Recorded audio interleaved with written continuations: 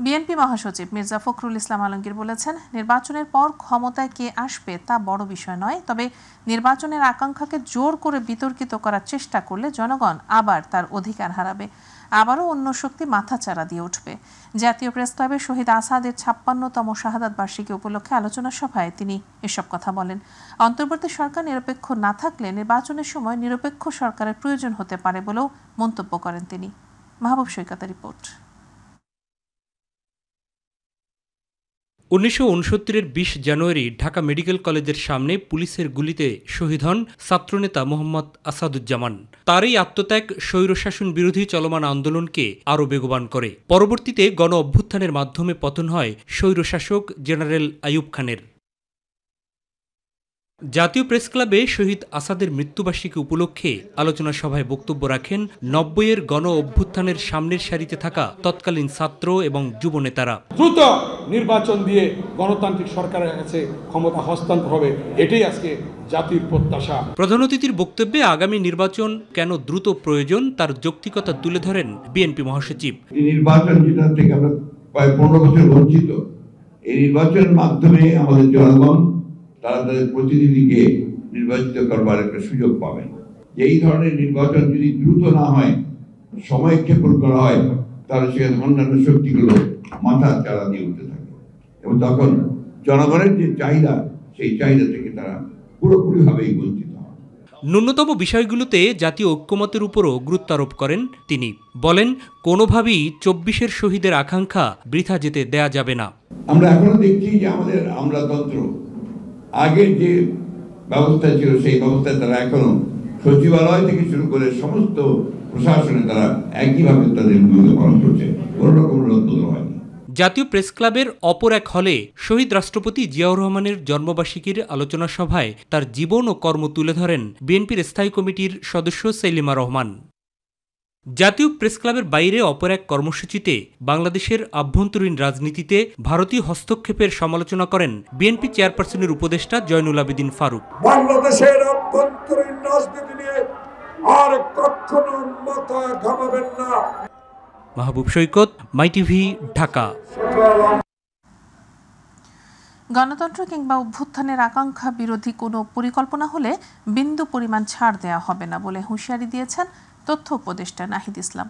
বৃহস্পতিবার বিকেল 4:45টার দিকে নিজের ভেরিফাইড ফেসবুক অ্যাকাউন্টে দেওয়া পোস্টে এ হুঁশিয়ারি উচ্চারণ করেন তিনি। নাহিদ ইসলাম লেখেন, বিএনপি মহাসচিবের নিরপেক্ষ সরকারের দাবি মূলত আরেকটা ১/১১ সরকার গঠনেরই ইঙ্গিত বহন করে। ১/১১ বন্দোবস্ত থেকেই আওয়ামী ফ্যাসিজমের উত্থান ঘটেছিল। বিএনপি মহাসচিবের বক্তব্যে সামনে আরেকটা ১/১১ সরকার, সংসদীয় সংখ্যাগরিষ্ঠতা ও নতজানু পররাষ্ট্রনীতির ধারাবাহিকতা এবং গুম, খুন ও জুলাই হত্যাকাণ্ডের বিচার না হওয়ার আলামত রয়েছে। ছাত্র এবং অভ্যুত্থানের নেতৃত্বকে মাইনাস করার পরিকল্পনা ৫ আগস্ট থেকেই শুরু হয়েছে বলেও পোস্টে উল্লেখ করেন তথ্য উপদেষ্টা। ২০২৫-এর শেষে অথবা ২০২৬ সালের প্রথমার্ধে প্রভাবমুক্ত, সুন্দর, সুষ্ঠু ও নিরপেক্ষ জাতীয় সংসদ নির্বাচন জাতিকে উপহার দিতে চান বলে মন্তব্য করেছেন নির্বাচন কমিশনার আব্দুর রেহমান এল মাসুদ। এ সময় তিনি আরও বলেন, কোনোভাবেই প্রভাবিত হওয়ার কোনো সুযোগ নেই। সকালে পটুয়াখালীতে ভোটার তালিকা হালনাগাদ উপলক্ষে এক মতবিনিময় সভায় একথা বলেন তিনি। এ সময় ইসি বলেন, প্রধান উপদেষ্টা ঘোষিত সময়ের মধ্যেই নির্বাচন অনুষ্ঠিত হবে। আগামী নির্বাচন ব্যালটের মাধ্যমে অনুষ্ঠিত হবে। আমি বিশ্বাস করি যে প্রধান উপদেষ্টা মহোদয়ের কর্তৃক ঘোষিত সময়ে, অর্থাৎ ২০২৫ সনের ডিসেম্বর অথবা ২০২৬ সনের প্রথমাংশে যদি ভোট হয়, নিশ্চয় আইন শৃঙ্খলা পরিবেশ সুন্দর হবে এবং আমরা জাতিকে একটা সুষ্ঠু, নিরপেক্ষ ও সুন্দর এবং গ্রহণযোগ্য একটা ভোট উপহার দিতে পারব। দীর্ঘ ১৬ বছরের অপেক্ষার অবসান। পিলখানার বিস্ফোরক মামলায় জামিনে মুক্তি পেলেন ১৭৮ বিডিআর সদস্য। তাদের পেয়ে কারা ফটকের সামনে আবেগপ্লুত হয়ে যান স্বজনরা। দেরিতে হলেও ন্যায় বিচার পাওয়ায় স্বস্তি প্রকাশ করেন। একই সঙ্গে অবিলম্বে বিডিআরের নির্দোষ বাকি সদস্যদের মুক্তি এবং এ ঘটনায় দোষীদের শাস্তি নিশ্চিতের দাবি তাদের। প্রতিনিধিদের পাঠানো তথ্যচিত্রে শামস তাবরিজ উচ্ছ্বাসের রিপোর্ট। কখন কারাগার থেকে বের হবে প্রিয়জন, সেই অপেক্ষায় স্বজনেরা। কারো হাতে ফুল, কারো হাতে মালা। প্রিয়জনকে ফুল দিয়ে বরণ করে নিতে অপেক্ষায় বয়স্কদের সাথে শিশুরা। অনেকেই জন্মের পর প্রথম দেখবে দাদা নানাকে। আবার কাউকে 3 মাস বয়সী রেখে বাবা কারাবরণ করায় এক প্রকার এতিমের মতো কেটেছে দীর্ঘ প্রায় 16 বছর। কষ্টের দিনকাল গেছে, এখন বাবাকে পাবো, অনেক খুশি। সন্তানের বাবা ছাড়া, একটা ওয়াইফের হাজবেন্ড ছাড়া মানে একাকিত্ব জীবন, খুবই কষ্টের। কিন্তু কখনো একসাথে বসে ভাত খেতে পারতাম না, যেটা আজকে পারি। ভালোই ফ্যামিলি সহকারে এতদিন পরে ফিরে পাইছে। যে করতে এটা কোনো কিছুতে পোষানোর মতো না। ছেলেকে খুব ভালো লাগতেছে। একটা ভাই ছিল না কাছে, খুব মানে একটা কোনা ভাঙা ভাঙা এরকম ছিল। তাকে ছাড়া খুব আমরা কষ্টের মধ্যে ছিলাম। আমাদের আত্মীয় স্বজনের মধ্যে একজন আমাদেরকে ছাড়া জেলখানার মধ্যে আছে। দীর্ঘ 16 বছর কারাবন্দী বিডিআর সদস্যরা স্বজনদের কাছে পেয়ে আবেগ আপ্লুত হয়ে পড়েন। বিডিআর হত্যাকাণ্ডের মামলায় নির্দোষ প্রমাণ হলেও বিস্ফোরক মামলায় 16 বছর কারাবাসের পর বৃহস্পতিবার জামিনে মুক্তি পান 178 জন বিডিআর সদস্য। মুক্ত জীবনে কারাগারে কাটানো বন্দি জীবনের বিবরণ দেয় নিরপরাধ মুক্তি পাওয়া সদস্যরা। আমরা কারাগারে দীর্ঘদিন ছিলাম, খালাস পাইও মামলা আমরা বাইরেতে পারি নাই। আমাদের মতো আরো যে সমস্ত ভাইরা কারাগারে আছে, আমরা প্রত্যেকটি ভাইদের মুক্তি চাই। আমি এখন কিছু বলতে পারছি, আমার ভাঙা নাই। এইভাবে আমি কোনোদিন ছুঁয়ে দেখিনি বাচ্চাকে। আমাদের দেশপ্রেমী অফিসার শহীদ হয়েছেন, তাদের স্মরণ করছি, তাদের আত্মার মাগফিরাত কামনা করছি। আল্লাহ সুযোগ করে দিয়েছে, আল্লাহ দরবারে হাজারো শুকরিয়া। এ সময় তারা ধন্যবাদ জানান অভ্যুত্থানকারী ছাত্র জনতা ও অন্তর্বর্তী সরকারকে। দাবি রাখেন সব নিরপরাধ বন্দীদের মুক্তির। পূর্ণবহাল চান চাকরি, আর অবসরপ্রাপ্তরা চান পেনশন সুবিধা এবং সম্মানজনক অবসর। আমাদের সকল কার্যক্রম যাতে আইনি সুবিধা পায়, সেজন্য দেশবাসীর কাছে আকুল আবেদন। 18,500-র উপরে বিডিআরকে চাকরিচ্যুত করা হয়েছে, তাদের জন্য চাকরিতে পুনর্বহাল করা হয়। সরকার যদি আমাদের প্রতি, এই গরিবের প্রতি মানে সহযোগিতা করে আমাদেরকে চাকরিতে পুনর্বহাল করে, আমরা দেশ এবং সবার প্রতি আমরা কৃতজ্ঞ থাকবো। বিস্ফোরক মামলায় জামিন পেয়ে ঢাকার কেন্দ্রীয় কারাগার থেকে 41 এবং গাজীপুরের কাশিমপুর কারাগার থেকে 137 জন বিডিআর সদস্য মুক্তি পান। শামস তাবরিজ উচ্ছ্বাস, মাই টিভি নিউজ ডেস্ক। প্রধান উপদেষ্টা ডক্টর মোহাম্মদ ইউনূসের সুইজারল্যান্ড সফর থেকে ভালো কিছু রেজাল্ট আসবে বলে মনে করেন প্রেস সচিব শফিকুল আলম। তিনি জানান, বড় বড় কোম্পানি বাংলাদেশে বিনিয়োগ করতে আগ্রহী, যাদের সাথে পর্যায়ক্রমে বৈঠক হচ্ছে প্রধান উপদেষ্টার। বাংলাদেশ এখন ব্যবসার জন্য প্রস্তুত এবং সেই পরিবেশ তৈরি হয়েছে বলে কোম্পানিগুলোকে আশ্বাস দেওয়া হচ্ছে বলেও জানান প্রেস সচিব। আরও দেখুন SM আরিফের রিপোর্টে। সুইজারল্যান্ডের দাভোসে ওয়ার্ল্ড ইকোনমিক ফোরামের বার্ষিক সম্মেলনে ব্যস্ত সময় পার করছেন অন্তর্বর্তী সরকারের প্রধান উপদেষ্টা ডক্টর মোহাম্মদ ইউনূস। ইতিমধ্যে বিভিন্ন সরকার প্রধান, আন্তর্জাতিক সংস্থা প্রধানদের সাথে আলোচনা হয়েছে ডক্টর ইউনূসের। এছাড়া আলোচনা চলছে বড় বড় বেসরকারি কোম্পানির ঊর্ধ্বতন কর্মকর্তাদের সাথে। বৈঠক হয় দুবাই কেন্দ্রিক global logistic provider company DP ওয়ার্ল্ডের চেয়ারম্যান ও CEO Sultan Ahmed bin Sulaiman, Meta global অ্যাফেয়ার্সের president sir Nick Clegg, Amnesty ইন্টারন্যাশনালের সেক্রেটারি জেনারেল অ্যাগনেস ক্যালামার্ডের সাথে। এই সম্মেলন ও সফর থেকে ভালো কিছুর প্রত্যাশা করছেন প্রধান উপদেষ্টার প্রেস সচিব শফিকুল আলম। তিনি জানান, সম্মেলনে অংশ নেয়া বড় বড় কোম্পানি বাংলাদেশে বিনিয়োগে আগ্রহী। বেশ কিছু বড় বড় কোম্পানি যারা বাংলাদেশে ইনভেস্ট করতে চায়, তাদের সিইওরা প্রফেসর ইউনূসের সাথে দেখা করবেন এবং এটা নিয়ে তারা বাংলাদেশ সম্পর্কে জানতে চাবেন, বাংলাদেশের বিজনেস অপরচুনিটি কি আছে সেটা নিয়ে জানতে চাবেন। আমাদের তরফ থেকে তো বারবার আমরা বলছি যে বাংলাদেশ এখন নাও রেডি ফর বিজনেসের সেই ক্লাইমেটটা তৈরি হয়েছে। বিজনেস করার যে কন্ডিশনগুলো, সেগুলো যতটা সহজ করা যায় সেগুলো সহজ করা হচ্ছে। চিটাং পোর্টের সক্ষমতা বাড়ানো হয়েছে। প্রেস সচিব জানান, যুক্তরাষ্ট্র, জার্মানি, তুরস্ক ও চায়নার ব্যবসায়ীদের বাংলাদেশে বিনিয়োগের আহ্বান জানিয়েছেন প্রধান উপদেষ্টা। বাংলাদেশ এখন তাদের জন্য প্রস্তুত বলেও জানান তিনি। US এর, জার্মান, টার্কিশ, চাইনিজ এদের ইনভেস্টরকে ইনভাইট করছেন বাংলাদেশে এসে ইনভেস্ট করার জন্য। মূল মেসেজটা হচ্ছে যে বাংলাদেশ এখন তাদের জন্য প্রস্তুত এবং বাংলাদেশকে যে ইয়াং যে পপুলেশন, তাদেরকে দিয়ে তারা Bangladesh can easily B another export hub. তো আশা করছি যে এটার থেকে ভালো কিছু আমরা রেজাল্ট পাবো। SM Arif, my TV. সেনাবাহিনীর ঐতিহ্যবাহী ইস্ট বেঙ্গল রেজিমেন্টের 17তম কর্নেল অব দ্য রেজিমেন্ট হিসেবে অভিষিক্ত হলেন সেনাবাহিনী প্রধান জেনারেল ওয়াকারুজ্জামান। সকালে চট্টগ্রাম সেনানিবাসে ঐতিহ্যবাহী ইস্ট বেঙ্গল রেজিমেন্টাল সেন্টারের শহীদ MR চৌধুরী প্যারেড গ্রাউন্ডে অভিষেক অনুষ্ঠানের মধ্য দিয়ে ইস্ট বেঙ্গল রেজিমেন্টের অভিভাবকত্ব গ্রহণ করেন সেনাপ্রধান। অভিষিক্ত হয়ে সেনাপ্রধান ওয়াকারুজ্জামান বলেন, বাংলাদেশ সেনাবাহিনীর নতুন নতুন ইউনিট প্রতিষ্ঠা, আধুনিক অস্ত্র ও সরঞ্জামাদি সহ বহু উন্নয়ন ও কল্যাণমূলক কার্যক্রম অন্তর্ভুক্ত রয়েছে। এছাড়াও চলমান এই প্রক্রিয়াকে আরও বেগবান ও আধুনিকায়ন করতে কাজ করার প্রত্যাশা ব্যক্ত করেন তিনি। অনুষ্ঠান শেষে সেনাবাহিনী প্রধান ইস্ট বেঙ্গল রেজিমেন্টের 37তম বাৎসরিক অধিনায়ক সম্মেলন উদ্বোধন করেন।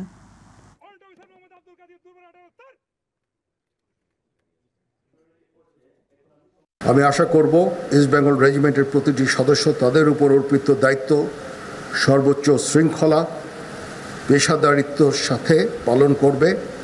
এই রেজিমেন্টের প্রতিটি সদস্য দেশের যে কোনো প্রয়োজনে স্বতঃস্ফূর্তভাবে দায়িত্ব পালন করবে, প্রয়োজনে নিজের জীবন বিসর্জন দিতে সর্বদা প্রস্তুত থাকবে। এবার মাই টিভি বিশেষ।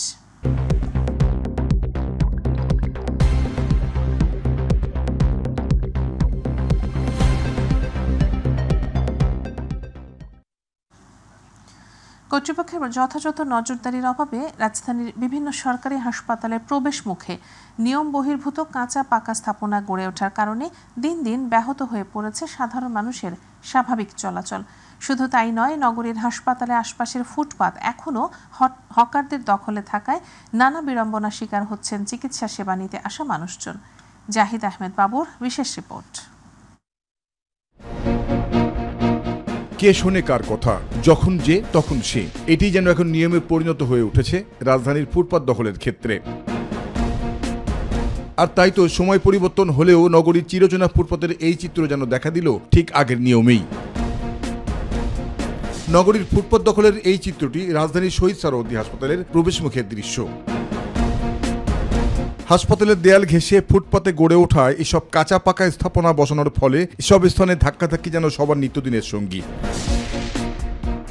এখানেই শেষ নয়, চিকিৎসা সেবা কেন্দ্রের আশপাশ জুড়ে হকারদের দৌরত্ব থেমে নেই নগরীর মানসিক ও শিশু হাসপাতাল প্রাঙ্গণেও। শুধু তাই নয়, ফুটপাত দখলে রাখার ভয়াবহ এই একই চিত্রটি জাতীয় অর্থোপেডিক হাসপাতালের অভিমুখেও। এ ব্যাপারে হাসপাতালের একজন নিরাপত্তা প্রহরী জানান, ফুটপাত দখলের এই চিত্র নতুন নয়। এখানে 2 মাস হয়ে আসি, দেখতেছি এরকমই আছে আর কি। আগের নিয়মে চলতেছে ঠিক আছে, কিন্তু আমি বুঝতেছি না যে এরা কারা বা কিভাবে এটা এখানে আছে। হাসপাতালের সামনে কেউ পেটের দায়ে বসলেও কেউ আবার দীর্ঘ 17 বছর ধরেই নাগরিক সেবা প্রদানের মাধ্যমে চালিয়ে যাচ্ছেন ফুটপাতের ব্যবসা। আমি আসছি আমার চাচার মাধ্যমে। এটা আমরা পেটের দায়ে করতে হচ্ছে, আমরা গরিব মানুষ, নিরহ মানুষ, কোথায় যাব বলেন। নগরীর হাসপাতালের সামনে থেকে ভ্রাম্যমাণ দোকান উচ্ছেদের স্থায়ী সমাধানে কার্যকরী পদক্ষেপ নেওয়ার কথা জানান ঢাকা উত্তর সিটি কর্পোরেশনের সচিব মোহাম্মদ মাসুম আলম সিদ্দিক। আমি সংশ্লিষ্ট আঞ্চলিক নির্বাহী কর্মকর্তাকে আমরা নির্দেশ দিব যে সে এই স্পটগুলোকে সরজমিন পরিদর্শন করে সে প্রয়োজনীয় ব্যবস্থা নেবে। আর এদিকে সাধারণ মানুষের অভিযোগ, হাসপাতালের প্রবেশদ্বারে ভ্রাম্যমাণ দোকান বসানোর ফলে তাদের প্রতিনিয়তই পড়তে হচ্ছে নানা বিড়ম্বনায়। যেভাবে অবৈধভাবে দোকানপাট গড়ে তুলছে, এজন্য আমরা রোগী নিয়ে আসলে আমরা ভিতরে ঢুকতে অনেক কষ্ট হচ্ছে। এগুলো আমরা বাইরে থাকি, বাইরের রাষ্ট্রে এরকম আমরা দেখি না। ম্যাক্সিমাম হাসপাতালের সামনে যে ভ্রাম্যমাণ দোকানগুলো আছে, রোগী আনা নেওয়া এটা সমস্যা হয়। রাজধানীর বিভিন্ন সরকারি হাসপাতালের অভিমুখে বসানো এসব ভ্রাম্যমাণ দোকান সিটি কর্পোরেশন মাঝে মধ্যে অভিযান পরিচালনা করলেও নগরীর জরুরি সেবা কেন্দ্রের আশপাশের প্রায় সব ফুটপাতই এখনও হকারদের দখলে। এ ব্যাপারে নেই স্থায়ী কোনো সমাধান। আর তাই অসহায় নাগরিকদের প্রশ্ন, এ অবস্থা আর কতদিন? জাহিদ আহমেদ বাবু, মাই টিভি, ঢাকা। বৈষম্যবিরোধী ছাত্র আন্দোলনের সময় মানিকগঞ্জ জেলা বিএনপির কার্যালয় ভাঙচুর ও অগ্নিসংযোগ মামলায় জেলা যুবলীগের আহ্বায়ক আব্দুর রাজ্জাক রাজাকে কারাগারে প্রেরণ করেছেন আদালত। এ সময় আসামিকে প্রিজন ভ্যানে নিয়ে যাওয়ার সময় আদালত চত্বরে বৈষম্যবিরোধী ছাত্র আন্দোলনের ছাত্র ও আহতরা গতিরোধ করে। এরপর ছাত্রদের ওপর হামলার অভিযোগে রাজাকে উদ্দেশ্য করে ডিম ও জুতা নিক্ষেপ করে ছাত্ররা। বিকেলে আদালত চত্বরে বৈষম্যবিরোধী ছাত্রদের বিক্ষোভের পর পুলিশের কঠোর নিরাপত্তার মাধ্যমে আব্দুর রাজাকে কারাগারে প্রেরণ করা হয়। এর আগে বুধবার গোপন সংবাদের ভিত্তিতে রাজধানী ঢাকার ধানমন্ডি এলাকার আনোয়ার খান মডার্ন মেডিকেল কলেজ ও হাসপাতালের সামনে থেকে তাকে গ্রেপ্তার করে পুলিশ।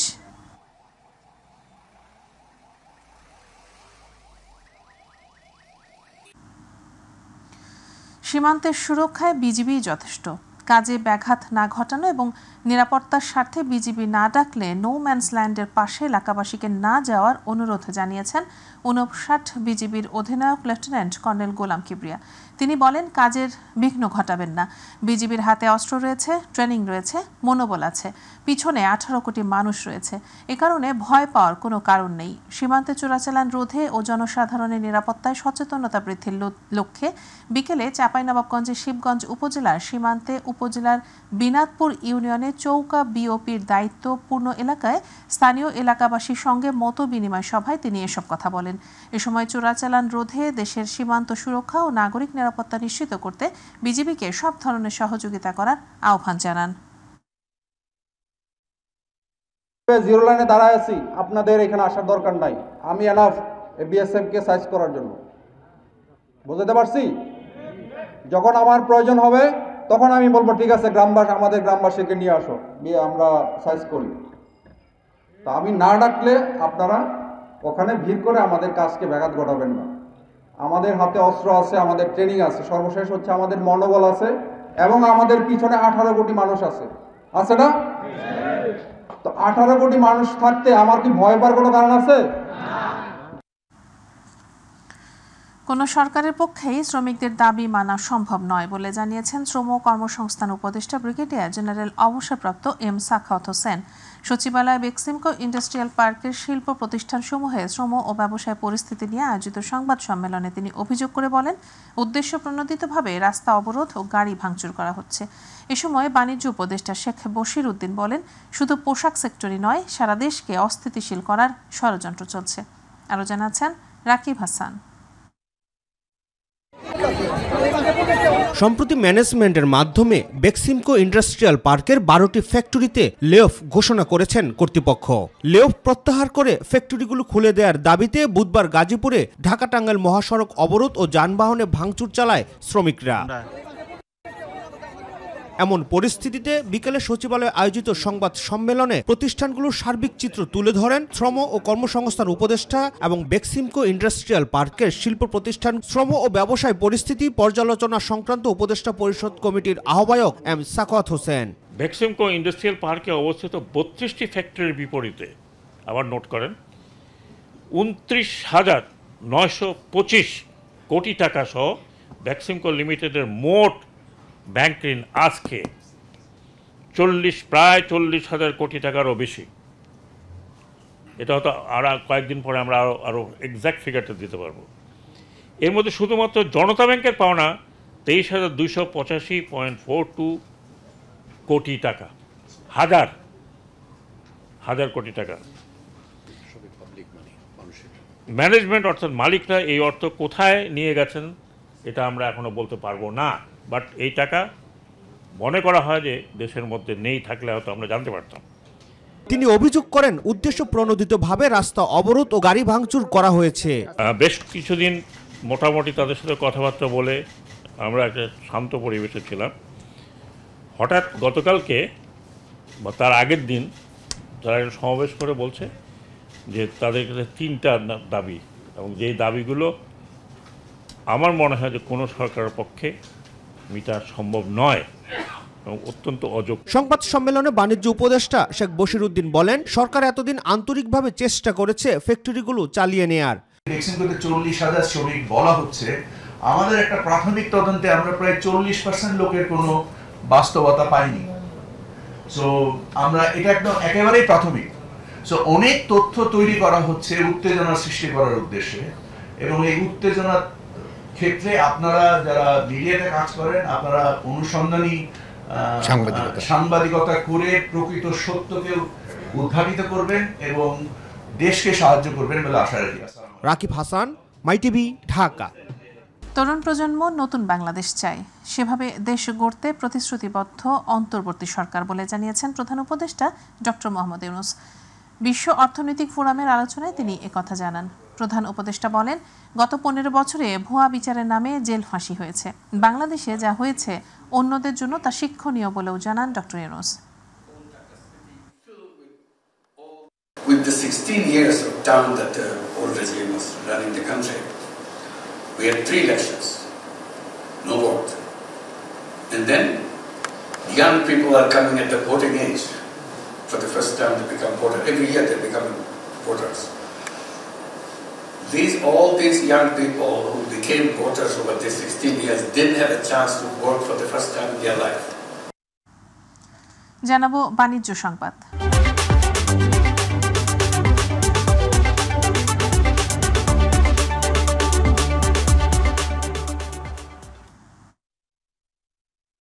কৃষির সাথে জড়িত কৃষি ব্যাংক, ব্যাংকটিকে আরও এগিয়ে নিতে সকলের সহযোগিতা চেয়েছেন পরিচালনা পর্ষদের চেয়ারম্যান ডক্টর মোহাম্মদ জাহিদ হোসাইন। রাজধানী মতিঝিলে ব্যাংকটির প্রধান কার্যালয়ে আয়োজিত অর্ধবার্ষিক ব্যবসায়িক সম্মেলনের উদ্বোধনী অনুষ্ঠানে একথা বলেন তিনি। চেয়ারম্যান জানান, বিগত সময় সকল ক্ষয়ক্ষতি কাটিয়ে উঠে ব্যাংকটিকে লাভজনক করতে নতুন নতুন কর্মপরিকল্পনা গ্রহণ করতে হবে। ব্যবস্থাপনা পরিচালক সঞ্চিয়া বিনতে আলী ব্যাংকের সকল কর্মকর্তা কর্মচারীদের সাথে নিয়ে এগিয়ে যাওয়া দৃঢ় প্রত্যয় ব্যক্ত করেন। এ সময় পরিচালনা পর্ষদ ছাড়াও বিভিন্ন শাখার কর্মকর্তারা উপস্থিত ছিলেন। বাংলাদেশ কৃষি ব্যাংক দেশের জনসাধারণের দোরগোড়ায় ব্যাংকিং সুবিধা পৌঁছে দেওয়ার পাশাপাশি খাদ্যে স্বয়ংসম্পূর্ণতা অর্জন, কৃষি সিএমএসএমই ও কৃষিভিত্তিক শিল্পে ঋণ প্রদানের মাধ্যমে দারিদ্র্য বিমোচন ও গ্রামীণ অর্থনীতিকে শক্তিশালী করার জন্য 1973 সালে মহামান্য রাষ্ট্রপতির 27 নম্বর আদেশ বলে দেশের বৃহত্তম বিশেষায়িত ব্যাংক হিসাবে প্রতিষ্ঠিত হয়েছে। বাংলাদেশ কৃষি ব্যাংকই তো কৃষি ঋণ, মূলত কৃষি ঋণের জন্য সবচেয়ে গুরুত্বপূর্ণ ব্যাংক ছিল। পরবর্তীতে সরকারি বেসরকারি ব্যাংকগুলি এবং এনজিও ইত্যাদিরা তারা কৃষি ঋণে জড়িয়ে পড়েছে। তবুও বাংলাদেশ কৃষি ব্যাংক কৃষি ঋণের মূল কাজটা এখনও করে থাকে। সবচেয়ে নাজুক এবং গুরুত্বপূর্ণ যেটা শস্য ঋণ জাতীয় এবং তার সাথে সম্পৃক্ত কর্মকাণ্ড, এটা কৃষি ব্যাংক করে। এখানে কৃষি ব্যাংকের একটা ইংরেজিতে যেটা বলে কম্পারেটিভ অ্যাডভান্টেজ আছে। জানাবো প্রবাসের খবর।